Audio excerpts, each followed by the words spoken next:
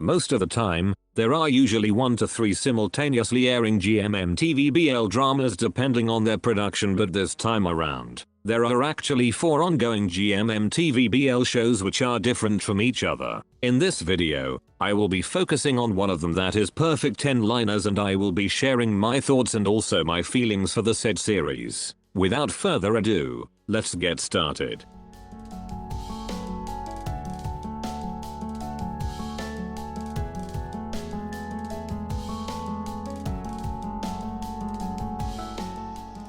Let's talk first about the plot and pacing of Perfect 10-Liners. Just like what I wrote from the title, Perfect 10-Liners isn't a perfect series just like everything else, but it has got some of the qualities why I decided to watch this series now. To be honest, I have seen the first episode way back last October when it first aired, but I couldn't even finish it because it wasn't my cup of tea at the time. But life happened and I want to watch something that is light and could make me laugh, and that's when I decided to give this series a second chance. That's when I noticed that Perfect 10-Liners isn't perfect, but it was the perfect BL series for me to watch with my current situation. The plot is like any other romance comedy series which I have already seen before, but it was still an exciting show for me nonetheless. The silly acting and jokes of the characters might be seen as foolish by other fans who just want to watch serious shows, but to me this was like a God-sent show that helped me to cope up things in life. The first 8 episodes focused on the love story of Ark and Arm, while the remaining 16 episodes will be all about Yota, Gun and 5 for Wine. I must say that this kind of setup where the episodes focused on different couples is somehow effective because I get to know them all while also enjoying their characters and backgrounds. The side characters are also different per pair, and to me, this was a well-balanced storyline. For the pacing, I should say that the series kinda struggles with it on Arkham's story because most of the time, the conflict is somehow being dragged just to prolong the show. But to keep it from being boring, they added some side couples, which is quite an ideal strategy to get the attention of its audience. Overall, the plot and pacing are above average for me, but it will depend on your preference if you like this kind of setup or you wanted more of a single storyline where everyone will interact with one another.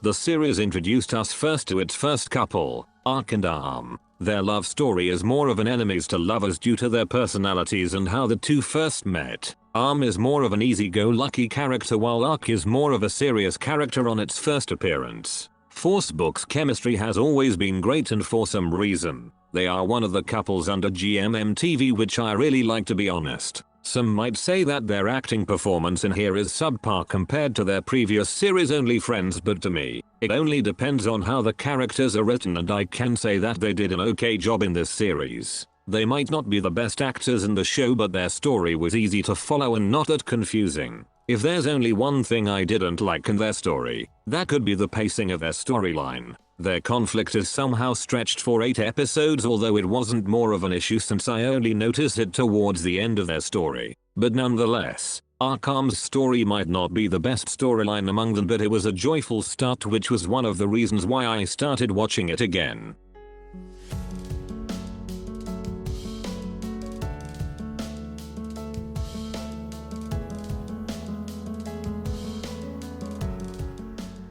Our second couple in this series is actually more of a side couple because their story wasn't truly the focus of the show. Instead, they tried to show it as something that could be paired with Arkham's storyline to complement their backgrounds. I'm actually not sure what to feel about this on-screen couple because even if their love story wasn't included in the show, Arkham's storyline would still flow the same way. But I guess this was put just to add flavor to the first arc of the show. Pond and Sand still appear in the second arc for some brief moments, and their cuteness still paints a smile on my face.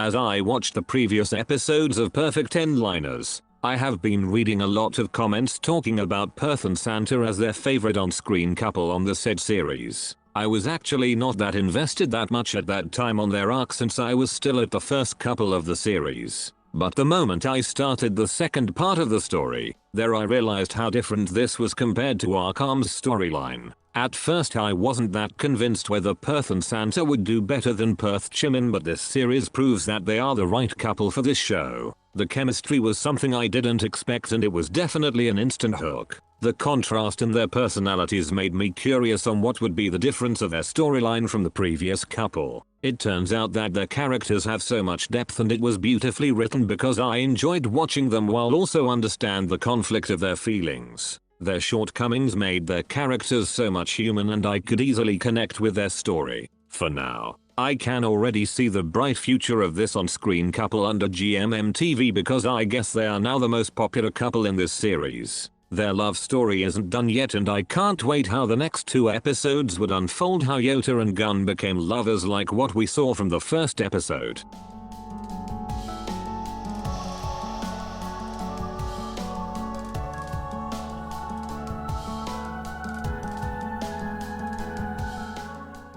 The fourth couple in this series and also acts as the side couple in Yota and Gun's storyline is Clara and War, and all I can think about their relationship as being chaotic. I guess their story somehow duplicates some of the real life couples with the same dynamics as them, which lacks understanding and communication. Unlike Pond and San's relationship, which has no effect on Ark and Arm, Clara and War are 2 important characters for the development of both Yota and Gun in the show. Without them, there won't be that much conflict and Yota's background might not be that deep if it weren't for his trauma towards Wai upon breaking up with him in the past. Their screen time is also limited, but I think they were given enough exposure to justify their characters in the series.